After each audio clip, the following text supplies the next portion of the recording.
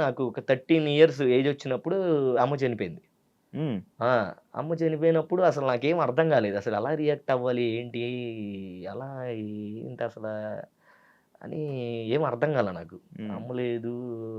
అమ్మమ్మకేమో 8 మంది పిల్లలన్న అమ్మమ్మకి.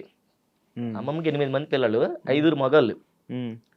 ముగ్గురు ఆడపిల్లలనమాట. హ్మ్. సో, ముగ్గురు ఆడపిల్లలు పెద్దామనమాట. హ్మ్. పెద్దామె కొడుకు నేను. హ్మ్. సో, అమ్మ, నేను, అమ్మమ్మ.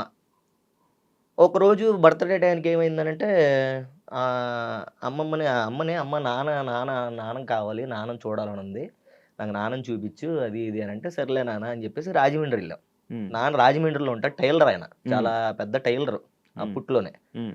సో, 'మైకేల్ జాక్సన్' గారికి కూడా ఇండియా వచ్చినప్పుడు అప్పుడు సూట్ ఏదో కుట్టారంట ఆయన. అంత టైలర్ అంత పెద్ద టైలర్ ఆయన. మా అమ్మ చెప్పేది నాకది. హ్మ్. హ్మ్. సో, బాబురావు ఆయన పేరు. హ్మ్. సో, "ఎళ్దాం అమ్మ నా బర్త్‌డేకి నువ్వు తీసుకెళ్లాల్సిందే" అది ఇది అని చెప్తే, సర్లే అని తీసుకెళ్లారు. హ్మ్. తీసుకెళ్ళంగాల్నే అమ్మకి అసలు అడ్రెస్ తెలీదు, ఏం తెలీదు. అక్కడ ఏం జరుగుతుంది, ఎవరున్నారు ఏంటి అని. ఆయన ఎప్పుడో టైలరింగ్ చేసిన షాప్ గుర్తుంది. హ్మ్. సో, హ్మ్. అక్కడికెళ్ళి అడిగితే "బాబురావు గారు ఉన్నారా అండి" అంటే, బయటకొచ్చి ఆయన "లేరండి. ఆయన ఎప్పుడో కాలం చేసేసారు కదా" అన్నాడు. హ్మ్. అమ్మా! అని మా అమ్మ ఫుల్‌గా ఏడుస్తుంది. నాకేం అర్థం కాట్లా. ఏంటి ఎందుకు ఏడుతుంది? కాలం అసలు చేసేసారన్నది అర్థం నాకసల అర్థం కాదా? ఆ వర్డ్ టైంలో అర్థం కాదా? చిన్నోడిని. అవునవును. 7 ఇయర్స్, 8 ఇయర్స్ ఉంటది. హ్మ్. హ్మ్.